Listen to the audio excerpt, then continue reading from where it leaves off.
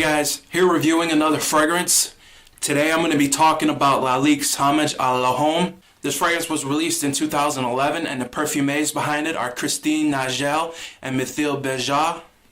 Bottle sizes for this one, you could pick it up in the 1.7 ounce 50 ml and the 3.4 ounce 100 ml, which is what I have, and the price is going to run you anywhere from $30 to $60 USD. Top notes are saffron, bergamot, and violet leaf.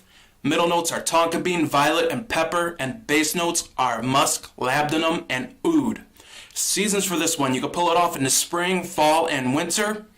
This is not a summer scent, even though you could possibly get away with it in the summer because it's not very heavy. As far as this fragrance goes, this fragrance, as I said, was released in 2011, and it's quite decent, it's quite good. It's not the greatest fragrance I've ever smelled, but it is pretty good. It does resemble Fahrenheit at the top, but after that it kind of fades away.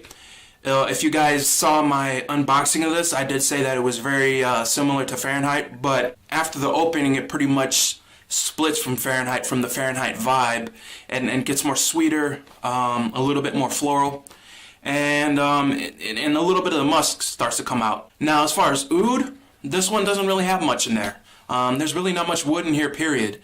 It's just mostly violet leaf, violet.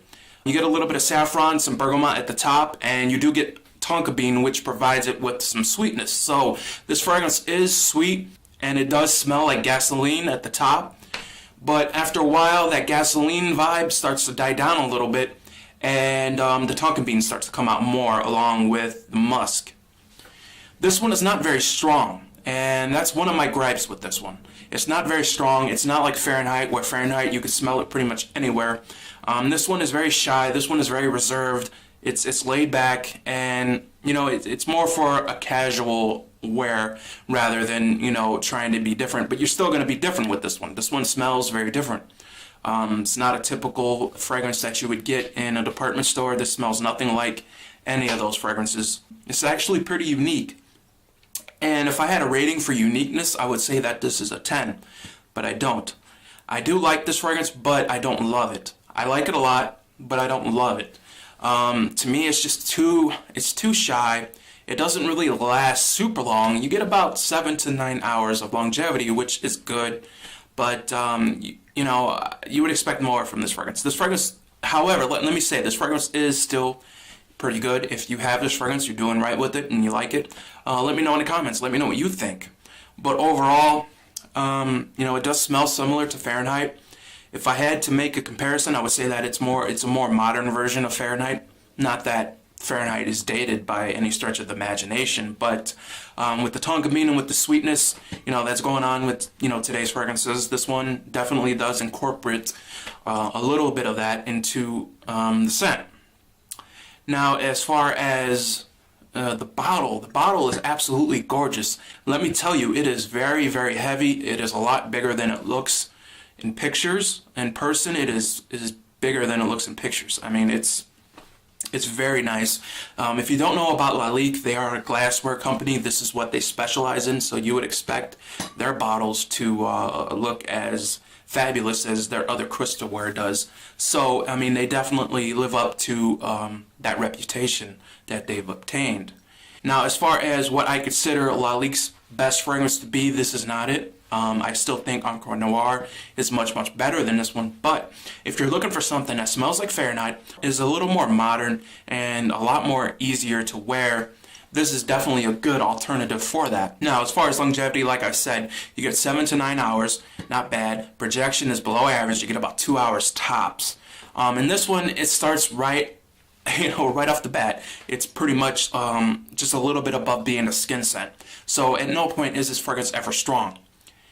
Positives. This one has a very nice blend of violet and tonka bean. You wouldn't really think those two notes would go together, but this one does it very well, and the scent overall is very well crafted, and the bottle is beautiful.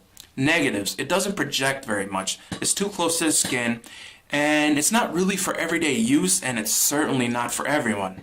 So if you're looking into this fragrance, I would definitely recommend you sample it, especially if you don't know what Fahrenheit smells like. This one does have a gasoline vibe at the opening, and it still kind of maintains it throughout the scent life. It never really goes away, so if that sounds like something that would put you off, I would definitely reconsider buying this. But if you're like me and you like that, this one definitely does live up to that expectation.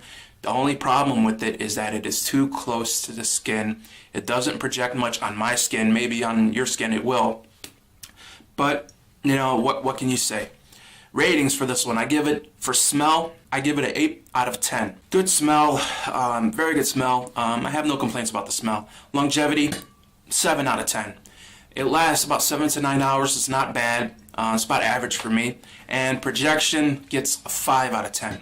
This one doesn't project well at all. It is very close to the skin. It's very shy. It's very timid. If you're looking for a projection monster, this is not it. And versatility, I give it a 7 out of 10. It is pretty versatile. It's not something you can wear every day. I think you would get tired of it. At least I would. But, you know, you could wear it, you know, formally, maybe. Casually, maybe. To a date, maybe. You know, again, there's no certain occasion that I see suited for this, because it is so different. You can maybe get away wearing it every day. You can maybe get away wearing it to work, to a date, or wherever. But it could be pulled off, though, definitely. But it takes a special kind of person to be able to wear this every day.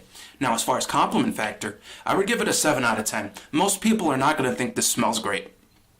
And I hate to burst anyone's bubble that was looking for me to say that this is going to be a compliment getter, but it's not, and it's not going to be.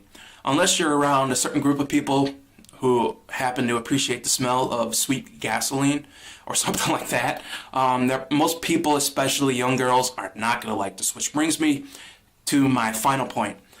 I normally don't like to put age barriers on fragrances, but I can't help it with this one. This is definitely suitable for someone that's over 30 years old, that already has a wife, that has a girlfriend or whatever, kids, and you know, already has a set life and is confident in everything he has. This is not for the young up-and-coming bachelor who's looking to find a girl that's gonna like him for his smell. So overall, I have to give this one a 7 out of 10. Again, I'm not saying it's bad. It's actually pretty decent. I like it, but I don't love it.